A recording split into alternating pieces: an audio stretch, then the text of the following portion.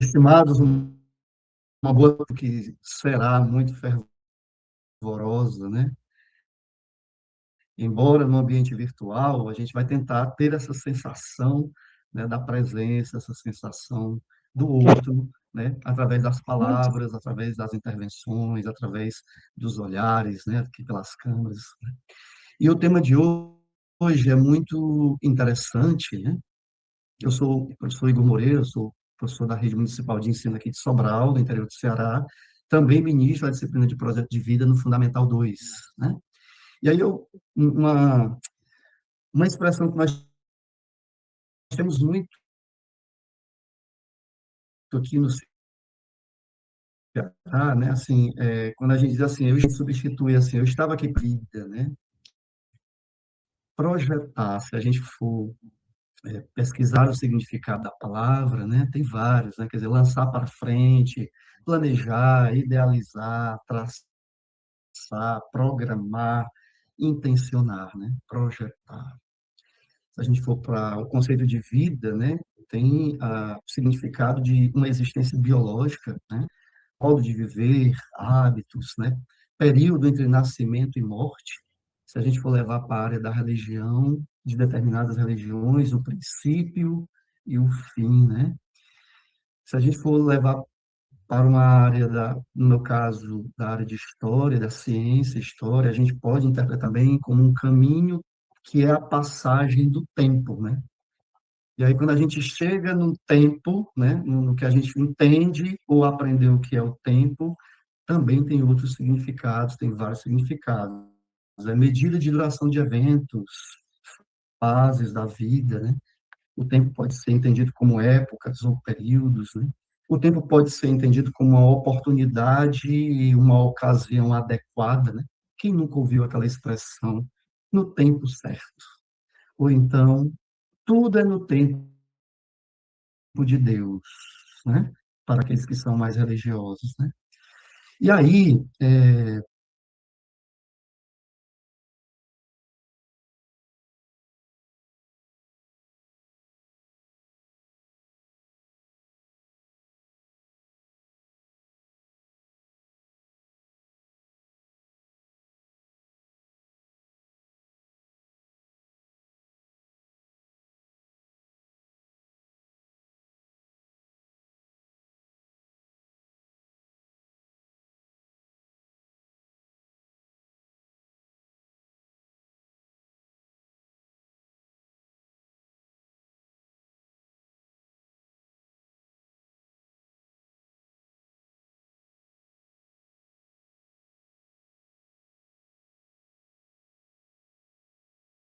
essas essências na pele, né? O tempo andou riscando meu rosto como uma navalha fina, sem raiva, sem rancor. O tempo... Acho que a vida, de novo a palavra vida aí, né? Anda passando a mão em mim. A vida anda passando a mão em mim. Acho que a vida anda passando. A vida anda passando. Acho que a vida anda. E por falar em sexo, quem anda me comendo é o tempo. Na verdade, faz tempo, mas eu escondia porque ele me pegava à força e por trás. Um dia resolvi encará-lo de frente e disse: Tempo, se você tem que me comer, que seja com o meu consentimento, e me olhando nos olhos.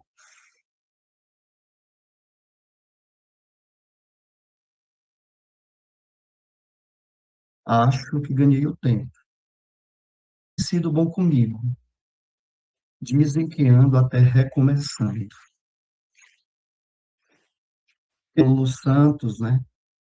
Numa canção, acho que é O Tempo Não Para. Acho que é a canção que ele diz assim: Hoje o tempo voa, amor, escorrega pelas mãos. Mesmo sem se sentir, não há tempo que volte, amor. Vamos viver tudo o que há para viver, vamos nos permitir, né? Óbvio que a professora Maria Dias, né? Me corrija depois se eu estiver falando o nome errado, Maria Lima, perdão, né? Vai falar um pouco mais sobre o projeto de vida, com suas nuances, com seus terrenos escorregadios, mas também, acredito, com as suas potencialidades, né? E falar de projeto de vida é diferente quando ele é destinado para o público de Fundamental 2, para o público do ensino médio, para os adultos, né? Então, cada um tem as suas características, né? O importante é que a vida, as saídas e entradas desse labirinto, tempo sobre nossos projetos, né? Entendendo, né, os seus espinhos também e as suas particularidades interessantes e boas, né? Um abraço a todos, sejam todos bem-vindos, fiquem à vontade.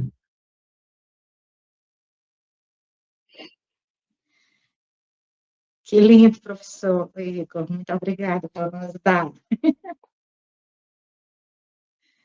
tão cheio de projeção aí, de muitas coisas que a gente precisa refletir. Só um minuto. Já não é estranho, né?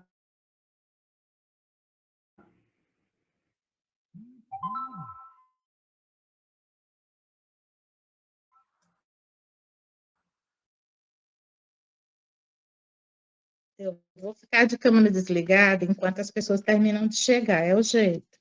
E para agradecer novamente as presenças de todas e todos, hoje a gente unindo Centro-Oeste e Nordeste, uma coisa maravilhosa, assim, que a gente conseguiu, que a professora Maria, muito generosa, aceitou fazer conosco, e enfim, eu agradeço, além da generosidade dela, não é, por desprender a tarde dela e juntamente com seus convidados, seus orientandos e orientandas,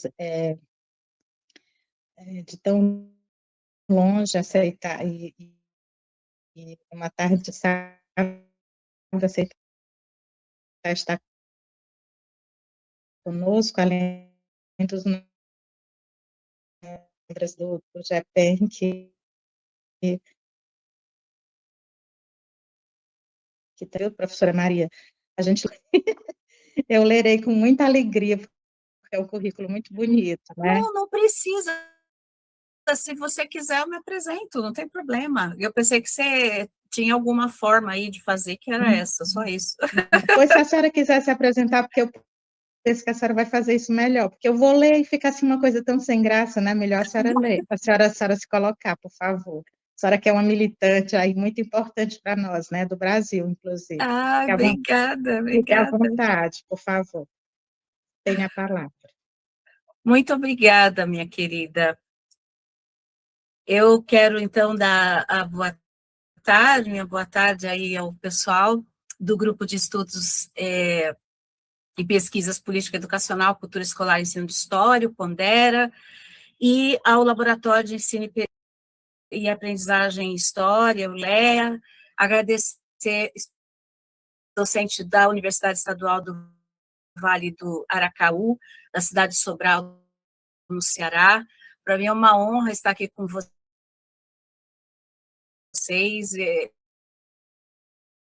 pela segunda vez,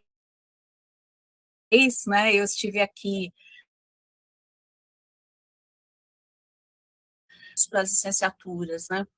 Então, eu fiquei muito feliz, porque a professora Maria Antônia tem se tornado uma referência para a gente, dentro do GT de Ensino de História, o nacional, que nós recebemos as suas mensagens divulgando o trabalho do Hercúleo, né, divulgar aí todas as pesquisas que têm sido feitas, os encontros do seu grupo, uma militância bastante importante de reafirmação da importância do ensino de história enquanto espaço de reflexão, enquanto espaço de comunhão, enquanto espaço de constituição de projetos de democracia.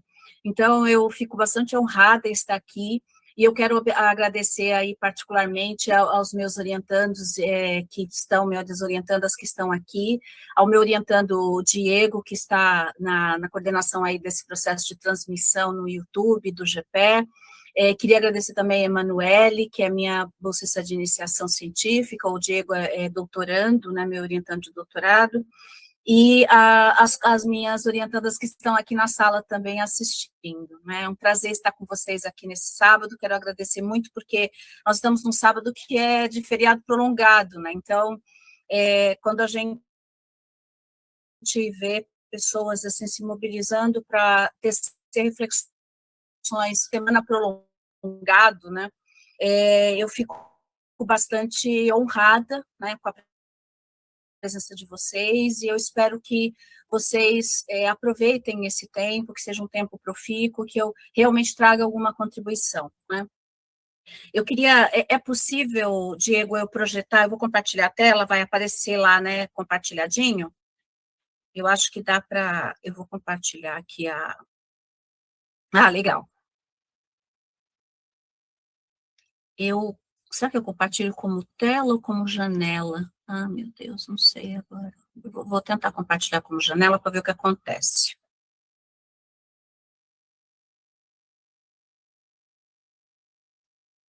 Isso, foi. Perfeito.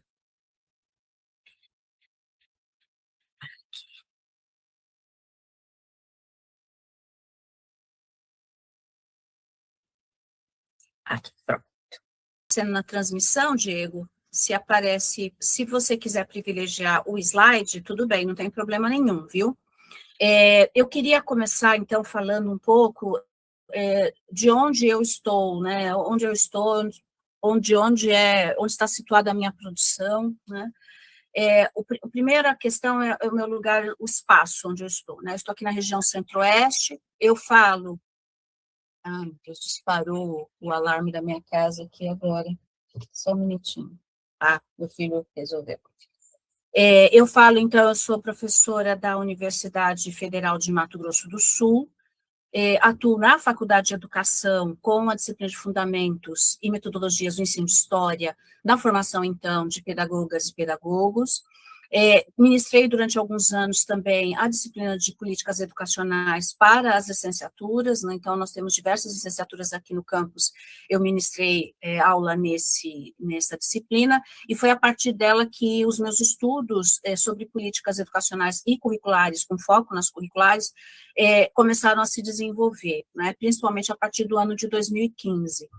Eu também sou professora do Programa de Pós-Graduação em Educação, né, o PPG-EDU da UFMS, e sou líder do Grupo de Pesquisas Currículo, Cultura e História, o GPE, cujo vice-líder é o professor Lourival dos Santos, que é um professor historiador aqui e que atua no curso de licenciatura em Educação do Campo, e trabalha com história da África, e atualmente faz investigações, ele trabalha também com reeducação para as relações raciais, e faz pesquisas sobre quilombolas aqui no Mato Grosso do Sul.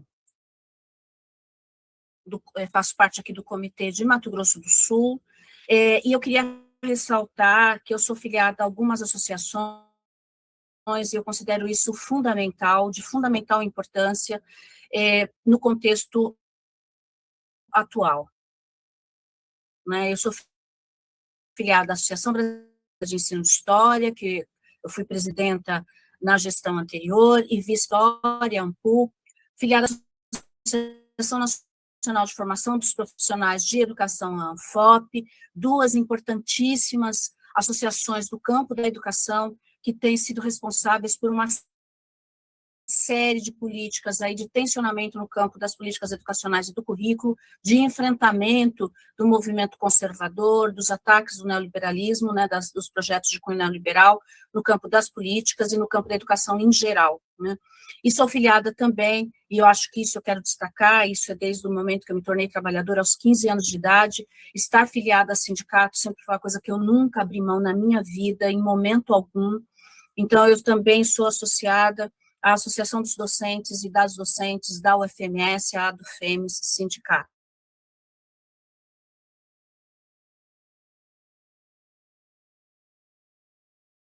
E aí eu venho falar para vocês um pouco disso, do conhecimento escolar na contra-reforma do ensino médio. primeira introdução e contextualização da pesquisa,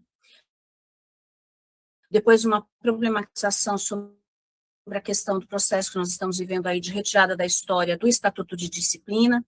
O terceiro ponto, a ressignificação da docência, do conhecimento e da função social da escola, que lugar o ensino de história ocupa nesse projeto, e aí é nesse contexto que eu vou falar como que esse espaço da disciplina Projeto de Vida está promovendo essa ressignificação. E, por fim, algumas considerações vindas do campo das possibilidades, no campo dos possíveis, para falar um pouco da teoria dos afetos, né? Como que a gente poderia estar fugindo a essas amarras. Então, eu tenho trabalhado aí a partir de algumas questões que vão se estruturando enquanto problemas de pesquisa, né? Que estão mais ou menos estruturadas em torno dessas duas perguntas, né? Quais são os indícios do avanço da extrema-direita nas políticas educacionais e curriculares? Quais são os indícios que apontam para um fortalecimento de projetos de cunho autoritário, de base neoliberal e neoconservadora, dentro do campo de pesquisas em ensino de história? Então, as minhas pesquisas têm refletido muito sobre essas questões e colocado indagações nesse sentido. Então, as minhas hipóteses: o ensino de história não está só perdendo espaço, o que está sendo apagado são as demandas em perspectiva crítica e em dimensão emancipatória. E eu considero, assim como uma série de outros outras intelectuais, a BNCC é o grande marco do fortalecimento de uma concepção de história conservadora, vinculada ao imperialismo e à colonialidade, disseminadora de valores neoliberais e conservadores, fortalecendo as pautas e ações dos grupos ultra-neoliberais e neoconservadores. E a outra hipótese, que o restabelecimento da função social do ensino de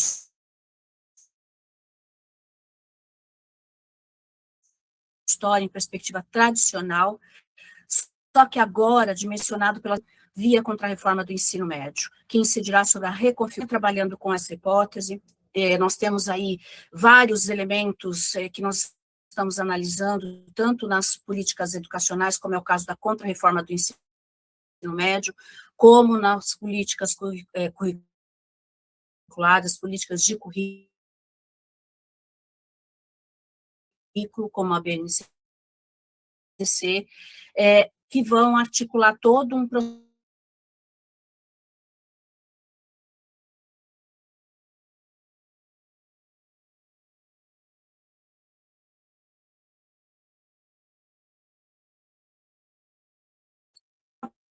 preocupação que tem crescido muito para mim de como que nós temos dentro da própria produção acadêmica movimentos de fortalecimento desses projetos de desmonte e de ressignificação do ensino de história numa perspectiva conservadora. Então, nós temos diversas produções que trazem indícios disso, e eu acredito que isso acontece muito no campo do ensino como um campo de produção de conhecimento. Ainda se trata, dentro da academia, o campo do ensino e o ensino de história em particular, numa perspectiva de transmissão de conteúdo, né, muito mais como um campo de produção de reflexões de envergadura bastante, de uma envergadura fundamental, de uma forte inflexão, né, que propõe uma forte reflexão sobre os fundamentos da própria ciência histórica, tendo para nós reflexões sobre a necessidade do campo da história se pensar a partir do ensino. E isso é uma coisa que gradualmente está entrando aí para o campo de pesquisas do campo da história, mas ainda isso é muito incipiente, né? E quando se trata de considerar as pesquisas do campo do currículo, do campo das políticas, isso é mais incipiente ainda, né? Então, nós temos por um lado, isso. Então, que desconsidera 4 décadas por pesquisadoras e pesquisadores especializados em ensino de história. Então, nós temos hoje artigos, histórias, sem se referendar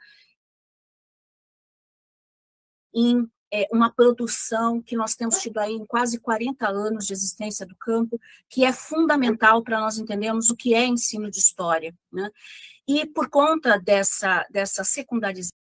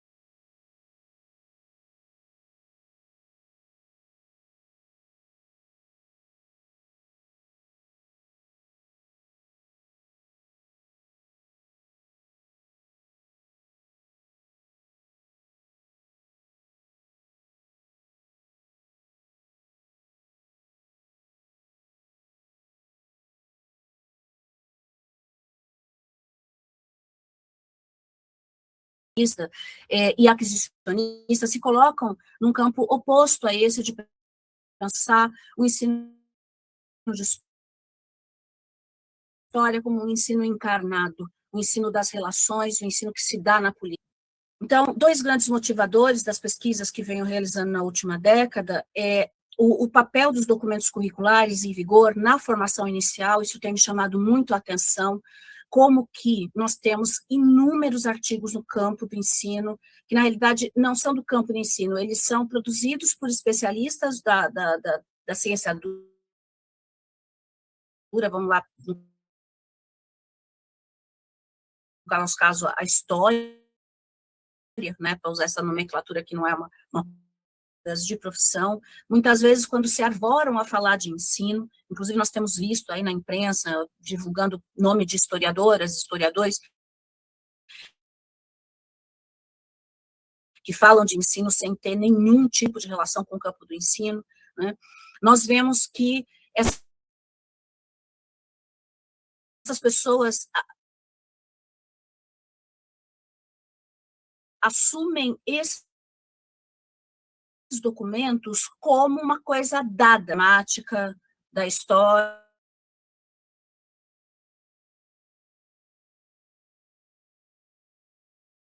dos conteúdos, né? Então, a partir disso,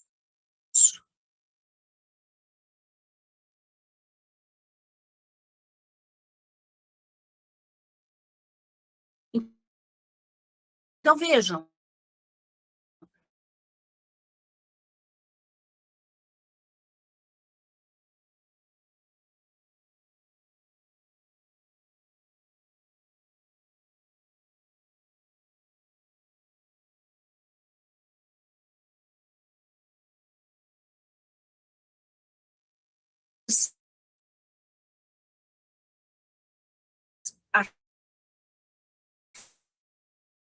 artigos tomam como fundamento e deixam nas sombras os elementos que essas políticas curriculares trazem, né, desse debate, né? Inclusive esse processo, por exemplo, que a reforma, de maneira crítica como os documentos curriculares são abordados em produções acadêmicas, particularmente historiadoras e historiadores que se arvoram a escrever sobre o ensino de história, conhecendo a produção do campo, né?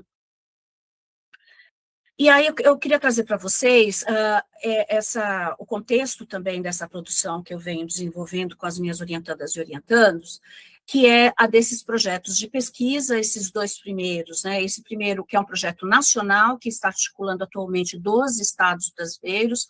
Aí do Ceará nós temos o professor Egberto, da Universidade Estadual ai, meu Deus do céu, fugiu o nome da Universidade do Egberto Melo, que é, nossa,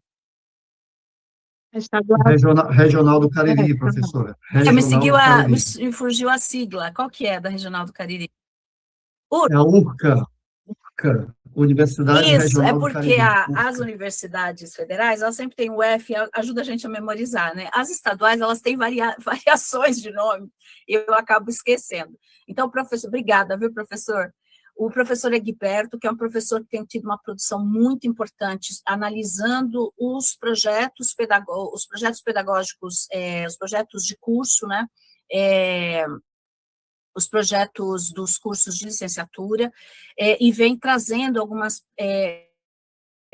questões na perspectiva pós-colonial, ele analisa esses projetos na perspectiva pós-colonial, e ele tem trazido reflexões muito interessantes e importantes para problematizar, inclusive, a formação de políticas locais dentro das universidades, né? Ali a gente tem o Egberto, então a gente tem outros colegas aí de São Paulo, Rio de Janeiro, Minas Gerais, Rio Grande do Sul, aqui da região centro-oeste também, de todos os estados nós temos também da Amazônia, então nós temos vários colegas aí que estão se articulando conosco. Em breve nós teremos uma primeira publicação, inclusive, o primeiro livro resultante desse projeto, que vai trazer algumas das análises que nós temos realizado. Tem esse outro projeto que articula a equipe do Mato Grosso do Sul, especificamente em torno das discussões de currículo, escola e formação de professores, e que pega da educação infantil à educação superior, em que nós estamos observando os efeitos dessas políticas aí para a formação das crianças, das jovens e dos jovens, e dos profissionais e das profissionais de história, e de outros campos curriculares, inclusive, né? E esse último, que é os saberes docentes ensinados na formação inicial de professores de história nos países da Panamazônia, que é coordenado pelo professor Erinaldo Cavalcante, da Federal do Pará, em que eu faço parte dessa equipe. Nós estamos produzindo uma análise aqui dos projetos pedagógicos de formulação e tentando pensar sobre como que esses cursos têm se relacionado com a questão da aprendizagem histórica. E aí o ERI propõe uma pesquisa comparada com os países que estão nesse projeto, que são, dentre eles, a Venezuela, a Colômbia, o Equador, e por aí afora, alguns países da América Latina que estão conosco nessa parceria. Então, é nesse contexto que essas reflexões que eu vou apresentar para vocês estão situadas. E aqui eu trago algumas das referências que eu vou chamar aí como a partir da Beatriz Sarlo e a partir da professora Carmen Gabriel e da Castro, em que elas colocam a ideia de você ter uma perspectiva armada para ver. Então, a teoria nos servindo como essa potencialização do olhar para a realidade, né? Mais do que assumi-las como um fundamento inexorável, que eu preciso defender a qualquer custo, eu penso mais a potencialidade de pensar essa realidade que está diante de nós, né? E sempre com a produção de reflexões que são reflexões sempre passíveis de mudança, sempre passíveis. Elas são sempre... Eu estou assim, hoje, gente, sábado à tarde, a gente está umas travadas, né? São sempre temporárias, elas são sempre reformuladas a partir das reflexões que nós produzimos sobre essa realidade, e na interação com a realidade nós reestruturamos, né? Então, elas são sempre parciais, porque são a partir do meu ponto de vista, e um ponto de vista construído nesse lugar, nesse território, nessa cultura, nessa história, né? E trazem para nós elementos para pensar que podem se juntar a outros elementos e dialogar com outras perspectivas que estão sendo colocadas. Então, nesse sentido de perspectiva armada, que eu acho bastante potente para poder pensar as referências teóricas que nós usamos para construir as nossas reflexões. Então, um dos elementos que eu gostaria de destacar é a maneira como eu olho para o currículo, né, e para os documentos curriculares. Então, entendidos como espaço de poder, os documentos curriculares funcionam como um sistema de significações dentro do qual os sentidos são produzidos pelos sujeitos. eles são, do meu ponto de vista, e aí do ponto de vista desses teóricos e teóricas que eu trago, espaços de recontextualização e de hibridismo, ambivalentes e não unívocos. Então, esses documentos, eles são colchas de retalhos que, na realidade, trazem para nós enfrentamentos dessa arena de disputas que leva à constituição dos documentos. Então, longe de ser documentos longe de uma realidade que não tem relação com a realidade, eu gosto de olhar para eles justamente como esse espaço em que a gente consegue vislumbrar os aspectos desses enfrentamentos, dessas disputas. Então, nós conseguimos encontrar esses grupos que se enfrentam na arena discursiva, disputando projetos. Então, cada palavra que é colocada para mim dentro de um documento curricular, ela me leva a inúmeras outras questões, né? Trabalhando um pouco com essa ideia do indício do Ginsburg, em que você pode examinar todo esse processo político e social de constituição desse documento, mas não só, porque aí eu estaria parando só numa questão historiográfica.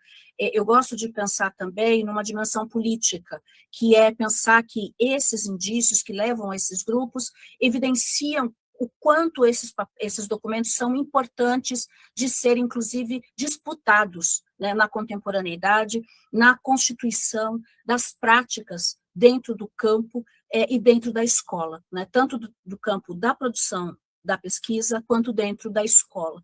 Então, esses documentos, eles não são meramente produções e atos normativos que devem ser desconsiderados e dizer, isso daí não tem nada a ver com a minha realidade, e eu vou, então, fazer outra coisa, né? E aí, ou se não, eu tenho ouvido muito isso, né, Maria? Os professores, apesar disso tudo que você está falando, que esses documentos trazem, os professores têm práticas de enfrentamento, têm práticas de resistência. E aí, eu não estou colocando, na minha perspectiva, essas duas coisas não estão separadas. Para mim, exacerbar que os documentos, na realidade, eles consideram essas práticas de resistência e eles vão trabalhando como enfrentamento, né, vão trabalhando nesse processo de constituição de sentidos e de hegemonia, eles vão tentando ocultar esses projetos de resistência. E esse processo de ocultamento é extremamente potente, né, inclusive na produção e no fortalecimento de práticas conservadoras. Então, é isso um pouco que eu quero destacar, né?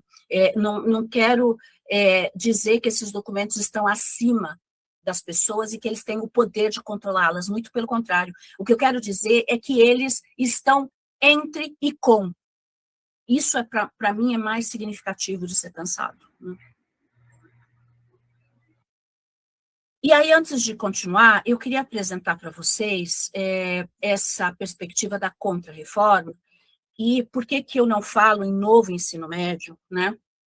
Como muitas pesquisas têm falado. A gente até, no nosso projeto, quando eu formulei esse projeto junto com os meus colegas em 2022 para 2023, né, nós até usamos novo ensino médio na sua formulação e trouxemos isso de outras referências, porque esse projeto nacional ele foi formulado a partir de um grande projeto do Observatório Nacional do Ensino Médio, né, o Observatório do Ensino Médio, que é comandado pela professora Mônica Ribeiro, da Federal do Paraná, né.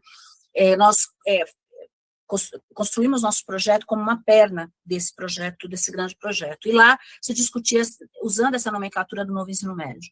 Na medida que nós fomos aprofundando as discussões, e que politicamente também se foi enfrentando essas questões na arena, né, de disputas, se foi exacerbando que usar a ideia de novo ensino médio é um erro, no sentido de que nós ficamos disseminando uma propaganda, né, desse projeto que é representado aí pelo Mendonça Filho, né, porque a lei, ela não diz nada sobre o novo ensino médio. Tem gente que escreve nos seus artigos a lei 13.415, ou dissertações, e doutorado, e tese de doutorado, a lei 13.415, que institui o novo ensino médio. Não, a lei 13.415 não institui novo ensino médio.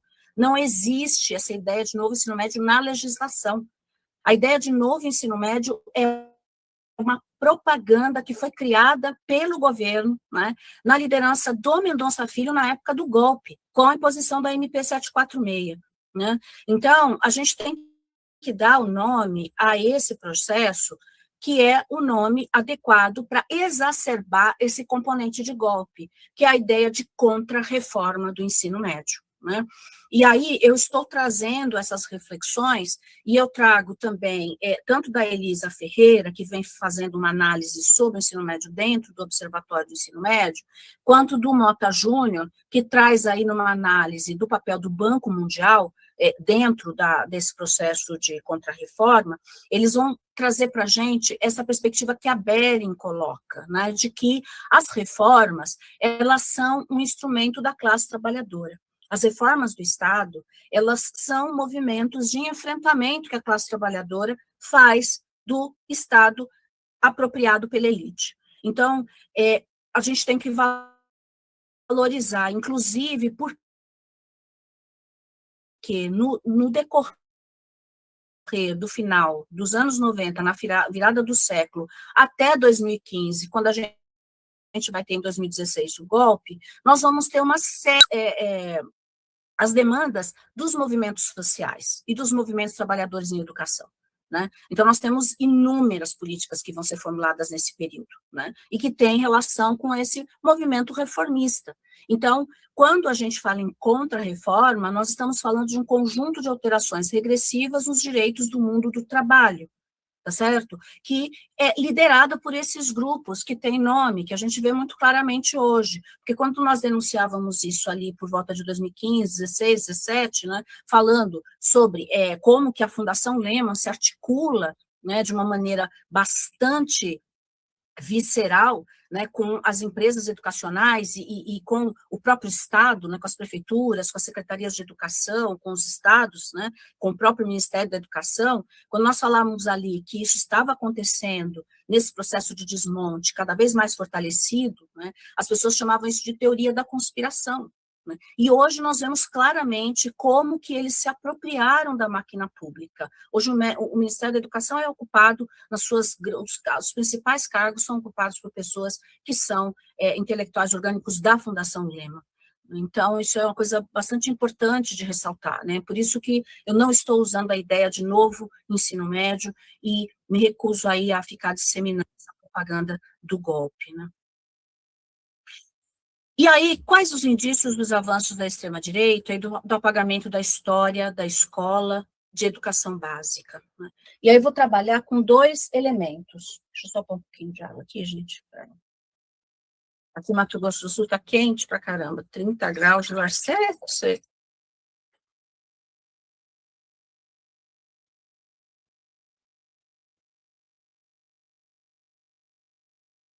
Então, um dos elementos é a retirada do Estatuto de Disciplina do currículo, e o segundo elemento, ressignificação da docência, do conhecimento escolar e da função social da escola, e em que a gente vai ver o ensino de história assumindo uma certa função nesse processo.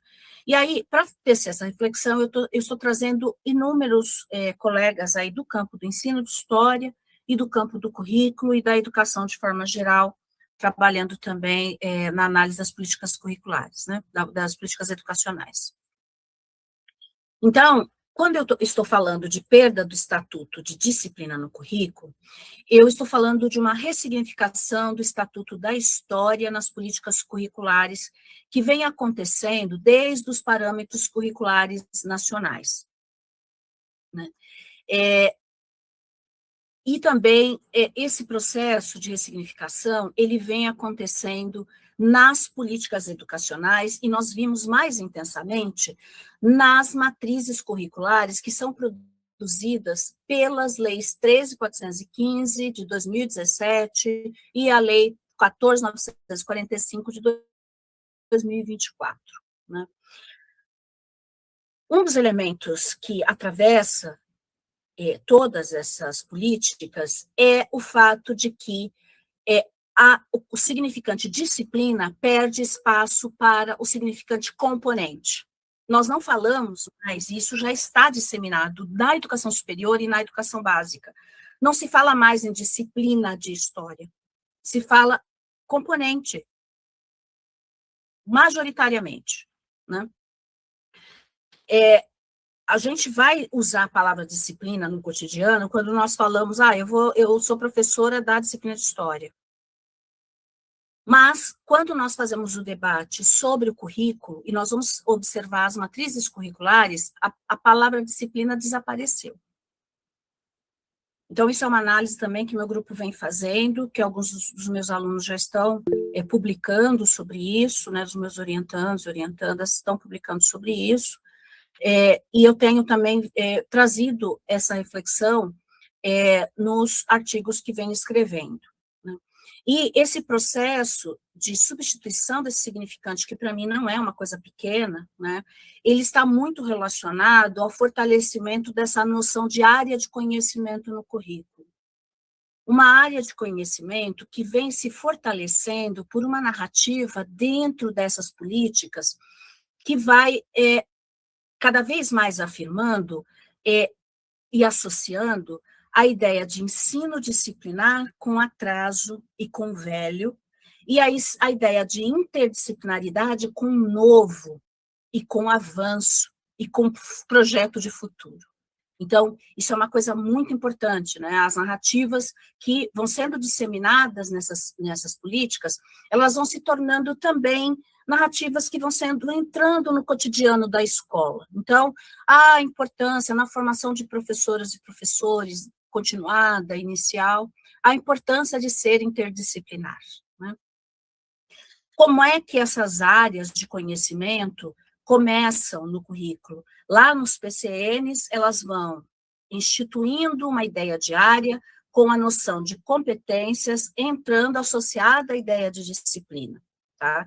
Então, a gente tem lá no PCN, isso eu trago dois artigos que eu escrevi, um deles publicados pela Revista Brasileira de Estudos Pedagógicos, a gente vai vendo lá que você tem a área de conhecimento, as disciplinas aparecendo como disciplinas, né, e a pedagogia das competências significando a importância dessas disciplinas. Então, nós vamos tendo gradualmente os objetivos formativos da história substituídos pelos objetivos formativos da pedagogia das competências. Então, a gente tem, depois do coroamento disso, num longo processo aí dos últimos 20 anos, passando por várias políticas, eu tenho feito levantamentos, né, nos vários documentos curriculares que vão sendo produzidos ao longo dos últimos 20 anos, examinando essa questão de como as disciplinas vão sendo apagadas, associadas a essa desqualificação, né, esse professor e essa professora que só sabe falar de história, não é legal, porque o ideal é falar de uma coisa integrada, né, como que falar de história sem falar de geografia, sem falar de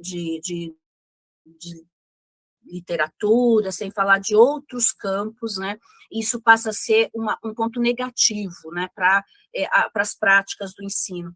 E isso, gente, não é uma narrativa que está só dentro das políticas, se colocando e vindo como um sentido associado aos projetos de cunho neoliberal.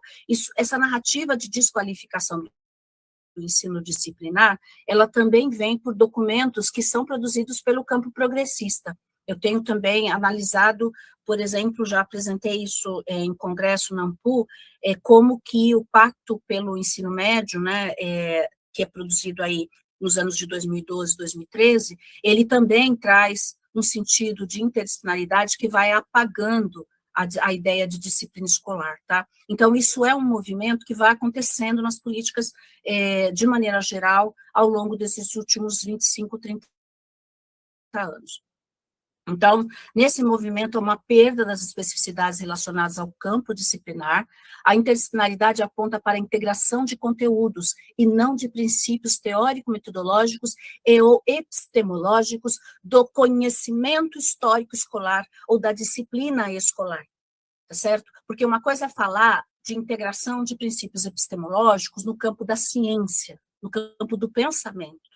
Outra coisa é falar de interdisciplinaridade construída na escola, como nossos colegas têm feito ao longo dos anos. Eu fui professora de educação básica há 20 anos e sempre trabalhei em perspectiva, em parceria com os meus colegas em perspectiva interdisciplinar. Nós sempre construímos projetos integrando disciplina de história, geografia, ciências. Agora, nunca eu me apropriando dessas discussões dentro do campo da história, sem o apoio do meu colega formado em geografia, em ciências, em literatura.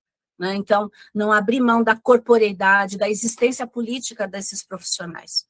É muito diferente do que essas políticas hoje trazem. Elas possibilitam que você fale que um professor de história pode dar aula interdisciplinar de geografia, de sociologia e filosofia. E aí generalizam a formação. Né? Quer dizer, o objetivo do trabalho na educação básica é fornecer um ensino generalizado, que seja panorâmico. Né? E aí o papel específico, o papel o que dá profissionalidade a professora e o professor de história, que é a sua especialização, é simplesmente desconsiderado. Porque quando eu dou aula de ciências humanas, que fico dando aula de geografia, de história, o que eu estou fazendo é desqualificando a minha formação. Então, essas políticas nos tornam reféns desta situação. Né? E isso é um processo que vem acontecendo já há mais de 30 anos, né? Inclusive com as licenciaturas em ciências humanas. E aí nós temos também, de outro lado, os ataques à disciplina escolar. Né? E o que eu estou chamando aí? Quando a gente estuda história da disciplina escolar, nós vamos ver que existe um processo de constituição desse ensino de história na escola, que inclusive é anterior ao próprio nascimento da história enquanto campo de ciência. Né? Então, um campo científico. Né? Então, eu acho que discutir a disciplina escolar significa discutir a existência concreta, territorializada do ensino de história na escola, nas políticas educacionais. Né? Então, nós temos tido ataques a essa disciplina enquanto espaço político de constituição das práticas de ensinar história dentro desses projetos aí, como a Escola de Tempo Integral e a Contra-Reforma do Ensino Médio a partir da Lei 13.415. Né? Como que isso vai acontecendo? Então, na Contra-Reforma, nós vamos ter uma redução de carga horária. Professores e professoras de história forçados a darem aula de outras disciplinas. Né? Só que esse processo, tá, gente, já vinha acontecendo desde 2010, 2011, no ensino fundamental. O projeto de vida vem entrando como disciplina, reduzindo a carga de história e geografia e colocando professores de história e geografia para dar aula nessa disciplina, já desde pelo menos 2012, 2013, em vários estados, no ensino fundamental. Né? Então, nós temos uma redução de carga horária no ensino médio, né, para os profissionais de história, geografia, filosofia e sociologia, tá certo? E aí é muito... o que vai acontecer nesse processo? Alguns estados, como Mato Grosso do Sul, manteve nas matrizes curriculares a ideia de componente curricular e pôs lá história, geografia, filosofia e sociologia, e colocou a carga horária, tá certo? Então, quando a gente pega as matrizes, nós vamos ver lá, né, os estados vários, eles vão pondo a carga horária para história, geografia, de história sendo dada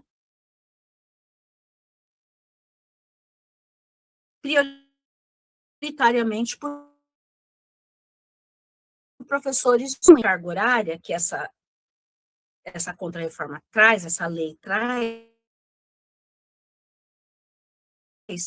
ela vai forçando as pessoas também a darem aulas de filosofia, sociologia e geografia. E professor e professora especialista no ensino médio. Então, você vai institucionalizando a precarização. Por quê? Porque dar aula de sociologia, filosofia e geografia já era uma prática para professores e professoras de história. Nós estávamos lutando desde a década de 80, de 1980, contra isso, a partir da formação especializada. O aumento do número de licenciaturas, que tem relação também com a LDB, né, que vai exigir a formação especializada para atuar no ensino médio, na educação básica, ele é o resultado dessa nossa luta pela pelo aumento da especialização desses profissionais, como uma garantia de direito à educação pelo acesso à educação de qualidade. Vejam que lá naquele momento, décadas de 80 e 90, a narrativa associa qualidade à formação especializada. Passados 40 anos, nós estamos associando qualidade a uma formação genérica, que não exige e dispensa a formação especializada. E esse movimento todo está sendo propagado, esses sentidos vão ressignificando, né? Ressignificando a docência, o conhecimento e a própria noção de direito, né? Dentro dessas políticas. A noção de área, ela é, dentro da BNCC, ela é a culminância desse projeto, que é um projeto que vem se desenvolvendo desde o governo Fernando Henrique Cardoso, né? Então, a gente tem aí outros elementos que estão relacionados com esses ataques à disciplina escolar, com uma prática profissional cerceada, controle de conteúdos a serem ministrados, a censura a conteúdos e práticas. Então, isso tem ficado cada vez mais forte, né? Nós estamos passando por isso aqui na universidade, de ser chamada a atenção, de ter cuidado no que fala em sala de aula, porque os alunos estão reclamando que tem uma tendência político-partidária no que a gente fala, então nós precisamos ter cuidado. Então, isso está cada vez mais forte, isso estava na educação básica já, de maneira acirrada, com perseguições, né? A Associação Brasileira de Ensino de História recebeu várias denúncias, né? O professor Fernando Pena coordena hoje o Observatório Nacional de Violência contra Educadoras e Educadoras por conta do crescimento da violência contra professores e professoras que vão abordar as questões fundamentais, né, do acesso ao conhecimento dentro da sala de aula e que são perseguidos e perseguidas, né? Então, esse controle e essa repressão tem aumentado cada vez mais, né? E o ataque à disciplina pelo fortalecimento dessa concepção, dessas concepções conservadoras de ensino de história pelas políticas de controle, né, do accountability, né, a responsabilização, relações, sistema, planejamento, exames centralizados, em que o foco se torna o conteúdo e não o conhecimento. Então, isso é esse outro elemento muito crucial que faz a gente entender por que a história ainda permanece no currículo e que lugar ela vem assumindo dentro dessa perspectiva neoconservadora e ultraneoliberal. Um ensino de história controlado e limitado à narração dos fatos, e cada vez uma narrativa controlada nos seus territórios. E, por último, um processo que faz parte de um projeto de ressignificação do que se entende por docência, conhecimento e por escola, com a atribuição das aulas de projeto de vida, né, a licenciados e licenciadas. Então, aí eu vou falar disso daqui a pouco, vou aprofundar um pouco essa questão. Sobre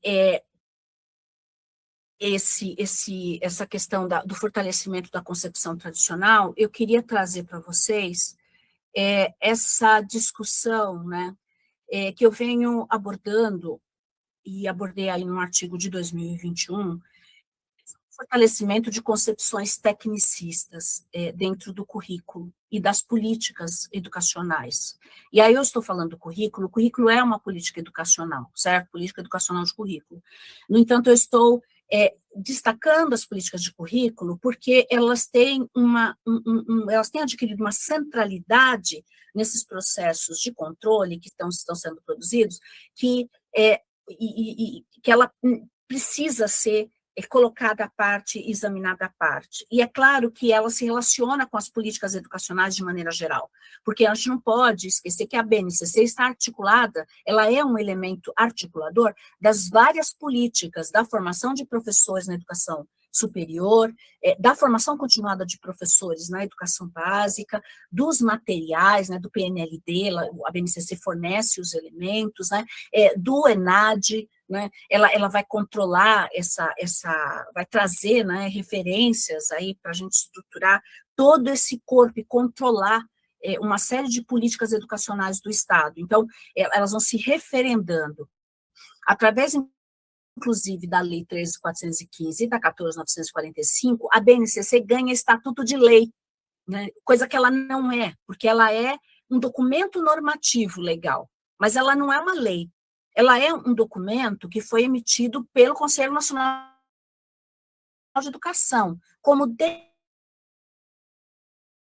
desdobramento da legislação, tá certo? Só que ela não é uma lei, mas ela ganha poder e estatuto porque ela se entranha dentro das leis da Contra-Reforma, e as leis da Contra-Reforma instituem a obrigatoriedade da BNCC. Então, é muito interessante, porque eu estava lendo esses dias, né, retomando um material, e lá está dizendo de novo, a velha a narrativa que eles vêm trazendo. Não, a BNCC não é obrigatória, a BNCC ela é só um documento norteador, né? E aí você pega a lei 13.415 a 14.945, olha, toda a organização do currículo será feita a partir da BNCC na educação básica. Então, é bastante assustador, né? Como que a BNCC vai ganhando esse estatuto e vai se institucionalizando, né, dentro do campo educacional como algo que não pode ser tocado, não pode ser mexido, né? A gente conseguiu derrubar a Resolução 2 de 2019, mas ninguém se arvora a enfrentar a BNCC. Vejam, elas estão no mesmo nível institucional de produção de normativa legal. A gente conseguiu derrubar a Lei 13.415, que é muito mais complexo, porque você precisa enfrentar um Congresso Nacional para fazer uma lei. E a gente não derruba a BNCC, que foi formulada pelo Conselho Nacional de Educação.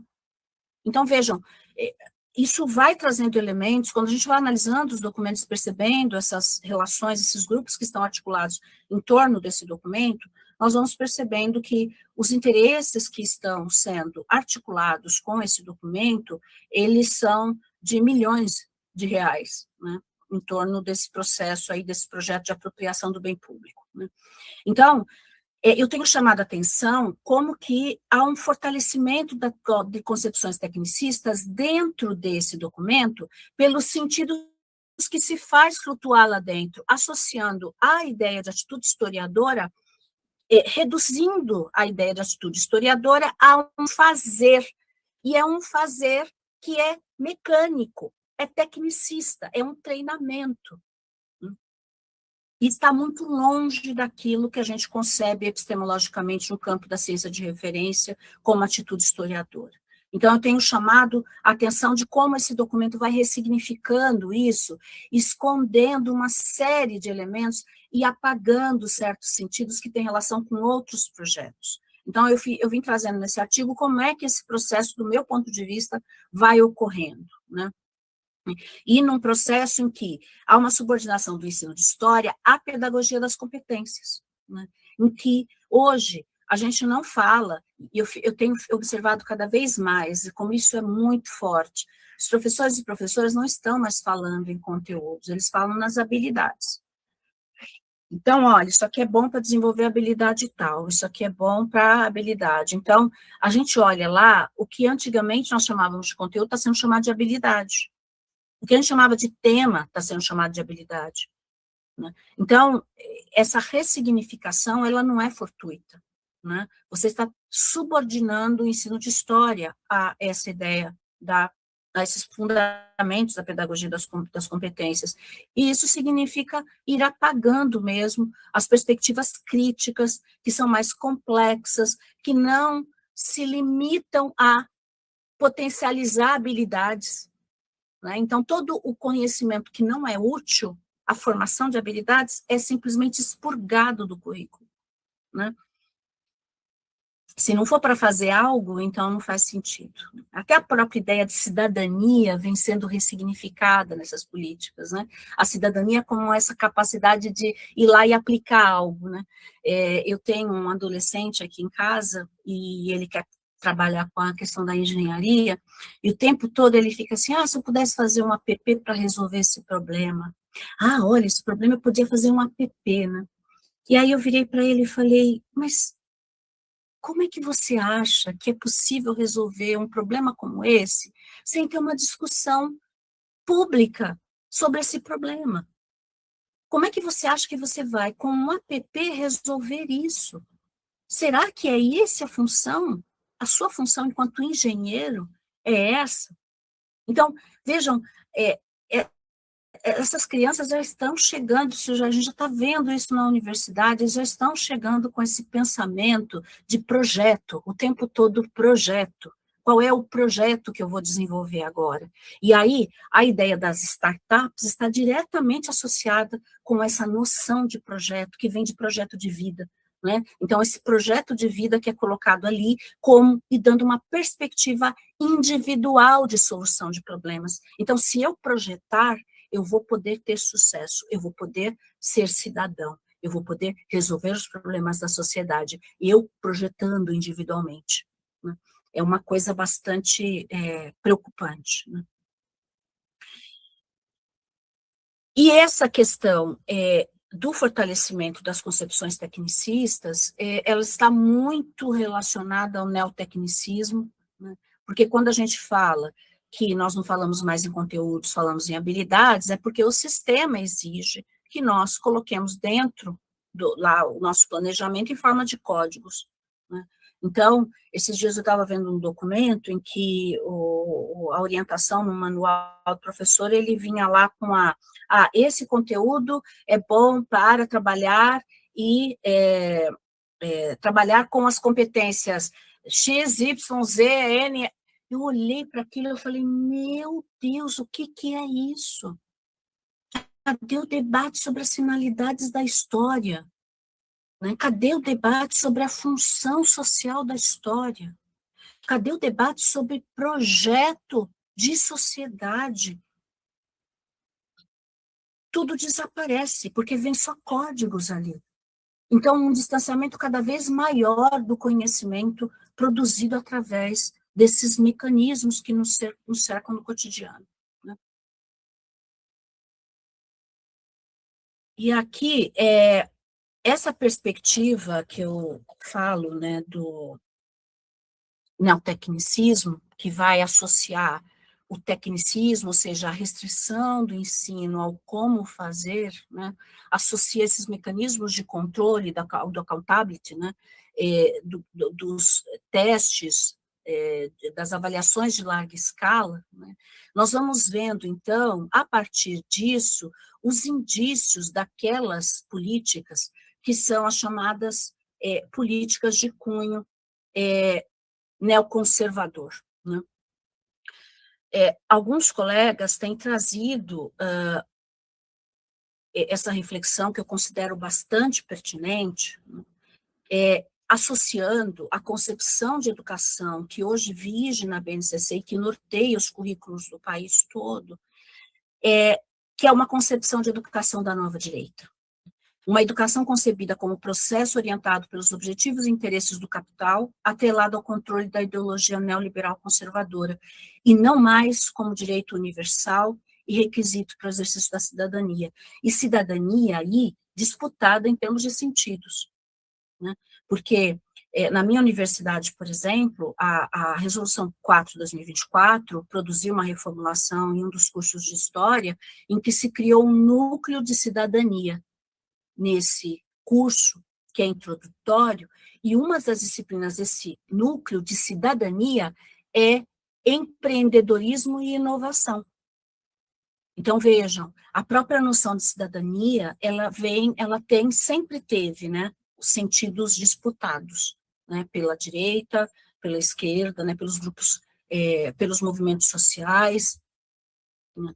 Então, a gente vai continuar tendo uma disputa e vai se acirrando a ponto de a gente ter uma ressignificação nessa concepção de educação, em que a BNCC vai apresentar uma concepção de educação dentro desse documento associada à pedagogia das competências, transformando o conhecimento em algo útil. Então, a perspectiva utilitária só é para ensinar aquilo que for útil, né, nessa perspectiva utilitária, e a gente sabe que é útil para o mercado de trabalho, então, para uma concepção de formação que visa restringir a formação dessas pessoas, treiná-las para um certo contexto de trabalho, né, de exploração do trabalho, né, em detrimento de outro projeto que pensa a formação numa perspectiva emancipatória. E aí, nesse projeto, não cabe a ideia do conhecimento utilitário, né? O conhecimento, ele não necessariamente tem que ser usado para aplicar algo na sociedade.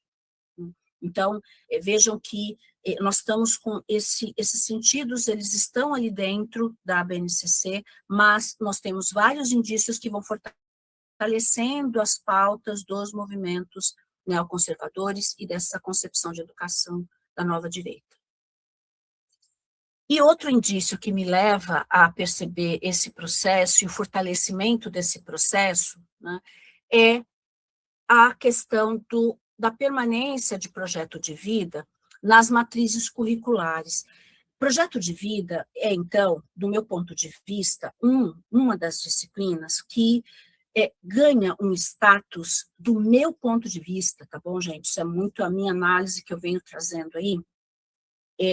Ela ocupa uma centralidade nesse processo de desmonte, né? Porque ela é o lugar que vai trazer para dentro da escola e para professoras e professores novas noções de organização do ensino que vão estar fundamentadas no projeto da extrema-direita, né? Então,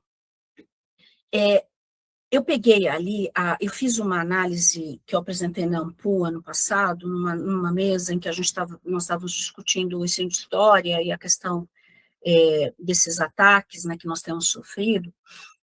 Eu apresentei uma comparação aí de como que você tem uma mudança da carga horária da disciplina de história nas matrizes curriculares ao longo do período de 2019 a 2025, né? E eu fiz uma comparação entre a reformulação das matrizes a partir da 13.415 de 2017, e aí a gente tem várias matrizes, porque é super complexo, né? Cada estado tem inúmeras matrizes, né? O próprio estado do Mato Grosso do Sul tem várias matrizes, então nós escolhemos algumas, eu priorizei as de escola de tempo integral e as escolas de tempo parcial, né? E aí eu fui observando em que medida que a projeto de vida foi ficando e sendo retirada. Por quê? Porque aqui no Mato Grosso do Sul começou um debate em 2023, 2023, 2024, sobre o papel dessa disciplina dentro do currículo, dentro da própria secretaria. E em 2024, eles já produziram matrizes curriculares reformuladas, já 2023 para 2024, sem a disciplina, e eles já começaram a tirar. Depois que a gente fez a entrevista com a coordenadora do ensino médio, a gente começou a entender o que estava acontecendo, né? Há um debate nacional sobre a permanência ou não da disciplina de projeto de vida nos currículos da educação básica, nas matrizes curriculares, no currículo não, na matriz curricular, tá? Há pessoas que discordam, como é o caso aqui de Mato Grosso do Sul, de ter projeto de vida como disciplina, tá certo? Isso é um novo olhar da pessoa que está agora comandando esse setor, tá? Porque antes não era assim. E existem grupos que defendem a disciplina. Os grupos que falam que tem que sair, dizem que, olha, não, o projeto de vida tem que ser uma coisa que tem que ser objetivo de todas as disciplinas, né? E outros grupos dizem que não, tem que ter uma disciplina específica para trabalhar essa questão do projeto de vida com as crianças, com os jovens e as jovens, né? E aí eu fui vendo como que essas matrizes foram lidando com a questão do projeto de vida, né? E o que a gente vai percebendo? Projeto de vida vai permanecer, na sua grande maioria, nas escolas de tempo integral, que são as escolas que têm mais tempo, que as crianças ficam mais tempo na escola, né? O projeto de vida foi sendo retirado das matrizes de tempo parcial. Ela sobrou, mas ainda é um número razoável, né? Em torno de 35% a 40% das matrizes, né? E ela, nas escolas de tempo integral, ela vai permanecer em 19 de 27 estados, né? Então, na grande maior parte, ela permanece na disciplina de tempo integral, né?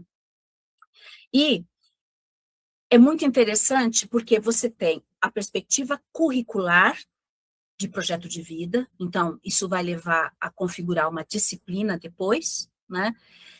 E você tem as políticas educacionais que vão organizar o tempo da escola para lidar com a questão do projeto de vida. E aí, a conformação em disciplina é fundamental para esse processo, porque você garante um tempo para isso. Mas não é isso que eu queria ressaltar, isso daí, para mim, não é a questão mais importante. A questão mais importante é que o espaço dessa disciplina, ele é crucial no projeto, porque é dentro desse espaço que nós estamos vendo sendo veiculados conteúdos que vão promover sentidos de educação, de ensino de história, ressignificados. Por quê? Porque essa disciplina, ela vem desde lá das declarações mundiais da Unesco, né, como um elemento, e ela não vem como disciplina de lá, tá, gente? Ela só vira disciplina aqui. Inclusive, se é aqui no Mato Grosso do Sul que cria a disciplina de projeto de vida, porque ela era até então como um princípio, né? Ela vai ser um princípio teórico que vai nortear a formulação dos projetos e currículos para a educação básica, né? Ela vai virando um princípio pedagógico dentro das políticas e depois ele vai se tornando disciplina. Então, isso é um processo, tá? E o que ela carrega de comum disso tudo? Ela carrega de comum, né, a noção de que a escola serve para formar as pessoas para, de alguma forma, ganharem dinheiro com o seu trabalho. Então, é dentro de uma pedagogia da economia e do consumismo que o projeto de vida vai se instituindo, né? A Elizabeth Macedo tem um texto muito interessante que ela vai problematizando essa questão de como a ideia de cidadania vai sendo colocada dentro do currículo, né? A partir das discussões dos projetos que são formulados pelas declarações e que vão circular dentro das políticas no Brasil, né? Em que a gente vê claramente a associação dessa valorização né, vai sendo exacerbado dentro de documentos como os PCNs, que você vê lá nos PCNs, você tem um tema transversal de educação para o consumo, né? Isso depois ele vai ser reestruturado e ressignificado e vai ser incorporado pela discussão de projeto de vida, né? Dentro e de outras, atravessando outras questões também, como a questão ambiental, que também vai ser aparelhada, né, por esses sentidos que o neoliberalismo traz, né? Porque, afinal, gente, vamos falar como discutir questão ambiental sem discutir concentração de renda, né? E como discutir concentração de renda sem falar de exploração do trabalho e de fim do capitalismo. E é justamente nesse pulo do gato que essas políticas interferem, porque, de verdade, o que se prega é que é possível fazer um projeto de vida para lidar com essas coisas e ter sucesso lá na frente. Então, o que acontece? Quando você tem a reestruturação do currículo, né, com a disciplina de projeto de vida se tornando um elemento mais permanente dentro das matrizes curriculares, e uma redução da carga horária de disciplinas outras ditas tradicionais, você vai ter os profissionais das várias formações assumindo a disciplina projeto de vida. E isso, para mim, tem uma questão crucial para ser pensada, né? Projeto de vida, enquanto disciplina hoje, que os professores e professoras de história assumem, é um lugar de formação continuada, né? E eu vou trazer um pouco mais isso para cá. Eu só quero falar, professora, eu tenho mais algumas coisas para falar, eu não sei se eu encerro isso agora, daqui a pouco, ou se eu posso continuar falando. Obrigada, professora Maria Helena. Está maravilhoso, estamos aprendendo bastante. Só que, assim, geralmente esse momento é um momento assim que a gente abre para as reflexões, porque muitos vão precisar sair a partir das 17, porque a Ah, nossa tá, reunião é de 15 às 17. Aí tá, alguns ficam até onde dá certo, até às 9 da noite, mas alguns já vão saindo, né? tá. Então, Eu vou acelerar, então, passar bem rapidamente aqui, porque aqui eu quero trazer algo que é muito importante na discussão de projeto de vida, é de que quando nós atuamos dentro dessa disciplina projeto de vida, nós somos regidos por princípios que não estão claramente colocados, né? E o BOL, que tem estudado essas políticas há mais de 20 anos, mais de 30 anos, na realidade, porque ele já vai estudar isso já no Reino Unido, quando isso já começa a acontecer por lá, né, no final dos 80, começo dos 90, ele traz o seguinte, né? As disciplinas e os efeitos de mercado estão enraizadas em uma psicologia social do autointeresse, esse grande instrumento do progresso material que nos ensina a respeitar resultados e não princípios. Consequentemente, os novos mercados sociais são definidos por uma mistura de incentivos e recompensas que permitem estimular respostas autointeressadas.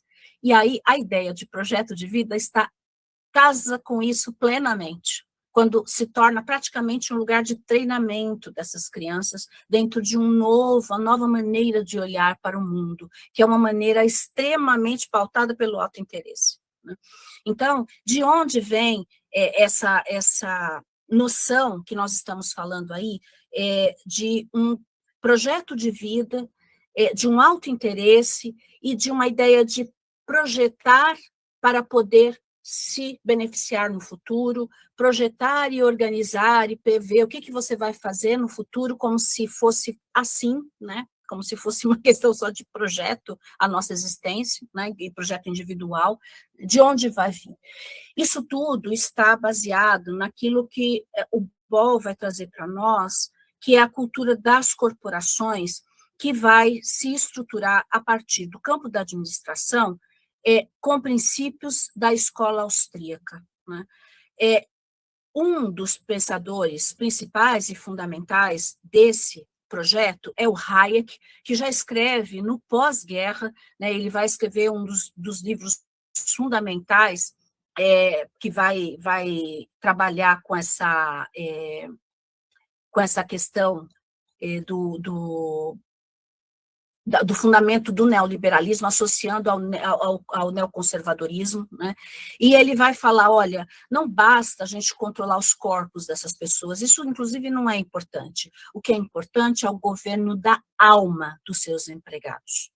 Então, fazê-los acreditar que eles têm projetos de vida que podem ser estruturados, independentemente de qualquer coisa, e que a sua vida pode ser pensada a partir desses projetos, né? Então, isso é uma das coisas fundamentais que o Hayek vai disseminar e que vai ser usado de base para a entrada da noção de competências socioemocionais no currículo. As competências socioemocionais, elas são o conteúdo central da disciplina Projeto de Vida hoje, né?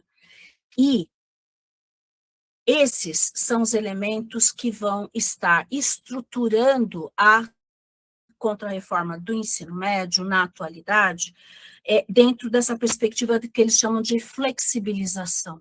Então, essa ilusão de escolha que é dada aos estudantes, né, e que a gente já sabe que é uma ilusão, mas permanece a ideia, um currículo flexível. Não importa que na realidade não dê certo, mas a ideia está lá, e é alimentada todos os dias, assim como a ideia do projeto de vida, né? E aí eu queria trazer para vocês a indicação para vocês darem uma olhada nesse Instituto Mises, né, que divulga, dissemina o pensamento do Hayek, da escola austríaca no Brasil, inclusive com pós-graduação. E eles têm crescido bastante, né, junto com outros movimentos conservadores aí que estão se mobilizando, como o grupo lá do Brasil Paralelo, que vem atacando mesmo, inclusive a questão da graduação em História, né?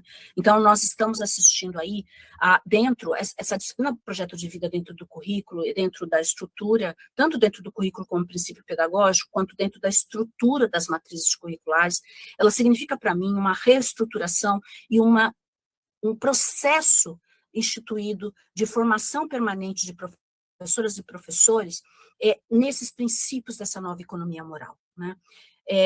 Essa mudança no que tange as instituições do setor público rumo a um quadro de novas possibilidades éticas, de novos papéis e novas relações de trabalho.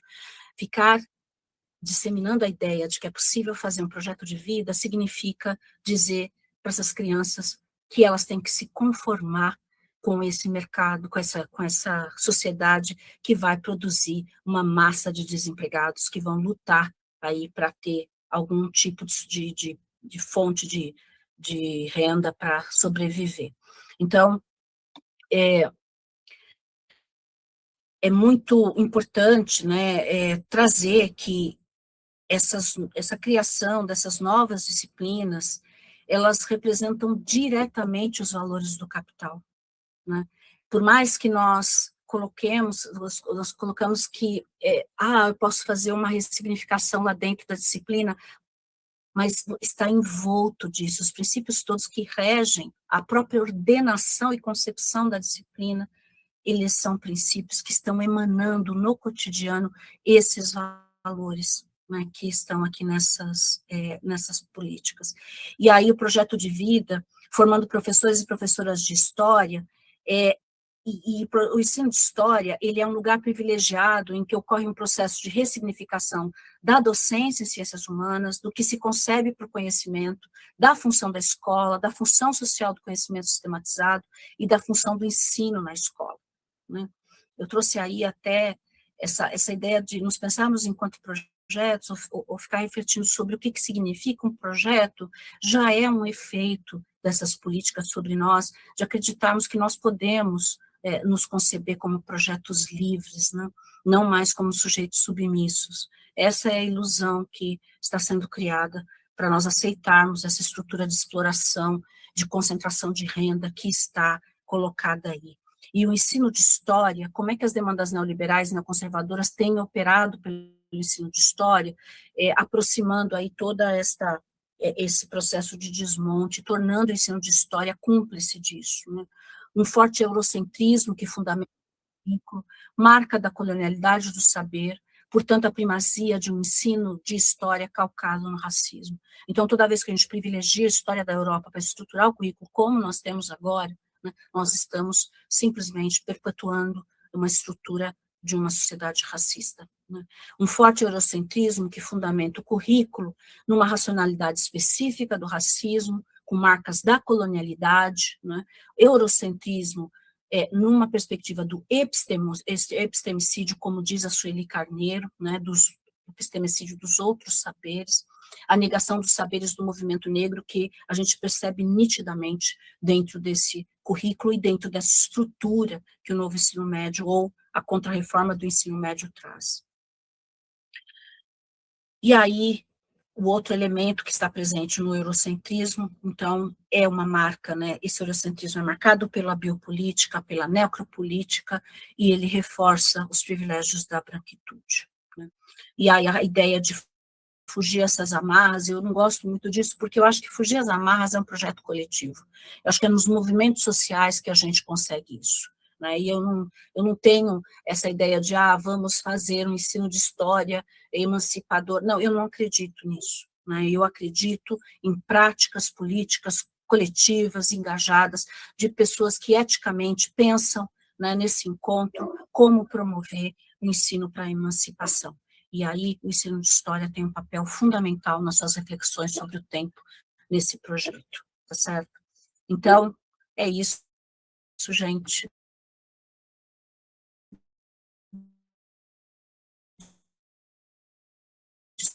Desculpa, professora, muito obrigada.